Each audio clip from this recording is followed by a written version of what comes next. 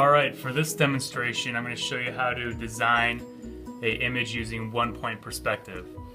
So the first thing you want to do whenever you're using a one-point perspective is to place a vanishing point in your project. I would place it somewhere near the middle. It doesn't have to be right in the center. It could be a little bit off to the side, but I would place a vanishing point somewhere near the center. You don't need a large dot or a circle. Just put a small point there.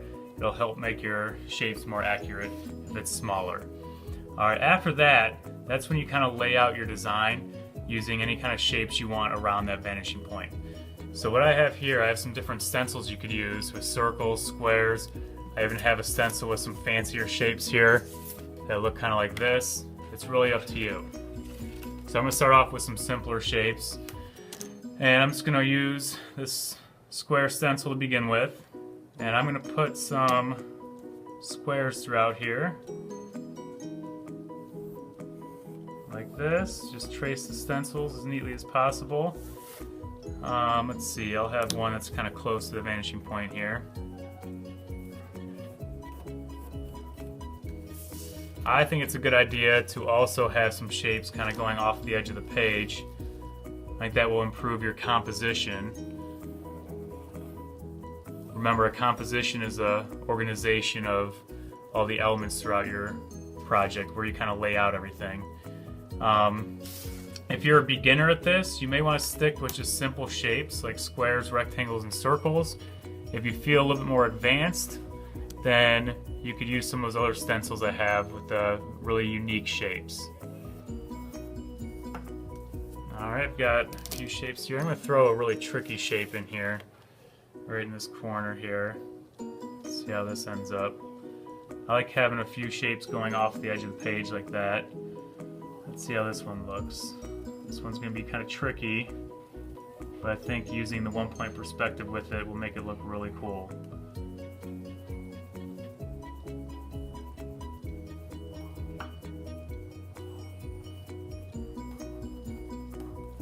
So right now I'm just designing my composition, laying things out. I'm keeping in mind that all these are going to be connected to that vanishing point.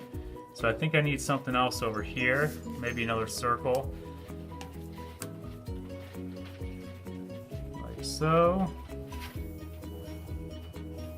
And then once I'm happy with my layout of shapes, I can start creating my one-point perspective lines. So in order to do that, you're going to need a ruler. And I'm going to start with the squares or the rectangles.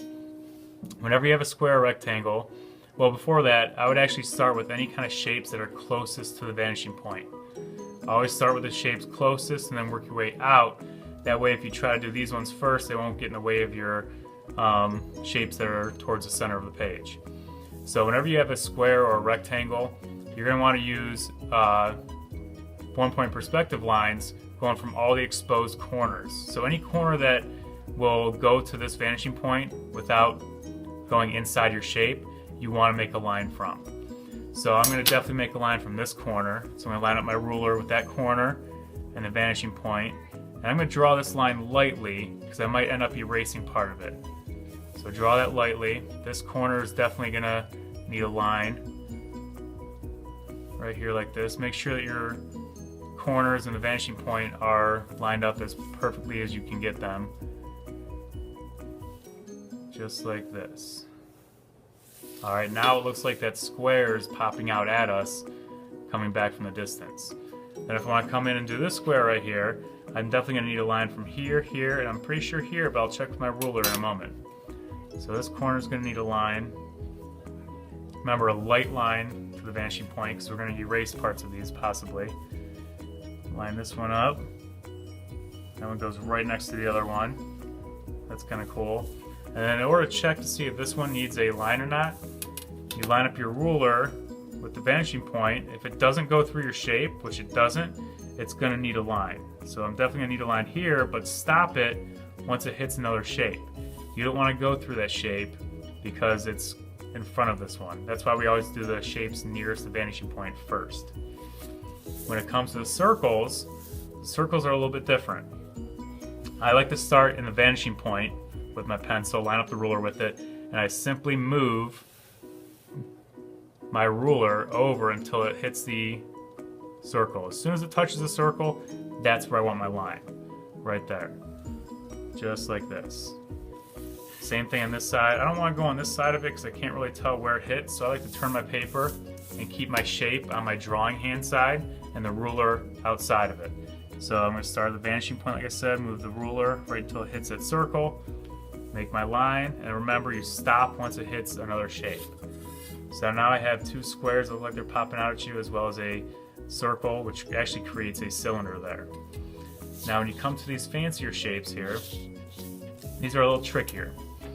You're going to want to make sure that any kind of corner you have is going to go to the vanishing point. But also, if you have a round area, you want to go to the very furthest edge of that round part as well. So let me show you how to do that. This corner here is going to need a perspective line, so I'm going to line this up with the vanishing point. Notice how every single line I draw always ends up going to this one point. All of them end up at the same point. That's why they call this one-point perspective. Alright, that point's going to need a line just like that. And remember, I like to do all the shapes that are closest to the vanishing point first.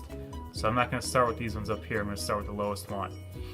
And then, let's see, I'm going to need another line here for this shape. So I'm going to turn it so it's on the drawing side here. Line this up, move it over till it hits that shape right there, just like that. So now this shape is complete, but I still have to make lines for all these little shapes as well. So remember, all the points are going to need lines, but I don't just come in here and make these lines go wherever I want. Remember, you always need to line it up with that vanishing point. That is key. These always need to go to this point right here, just like that. And remember, stop as soon as it hits another shape. I'm definitely going to need a line over here because this is the rounded part all the way to the end. So I just line it up as soon as it hits that. First spot it touches it, that's where the line goes. And then I'm going to go around and do all these corners, lining them up with a vanishing point, stopping them once I hit that line. Notice how I'm always making sure that these are lined up right at that point. You don't want to just guess or have them go wherever you want. Make sure they're always lined up with this vanishing point right here. And make sure they do not go through your shapes in front of them. Turn this once again. Also notice how I'm constantly turning my page, making sure I can always see the shapes I'm working on, and I'm not guessing where my lines go. Alright, this one's a little bit unique because I think it might need some lines on both sides. It definitely needs one over here. Let me take a look, lining up with the vanishing point.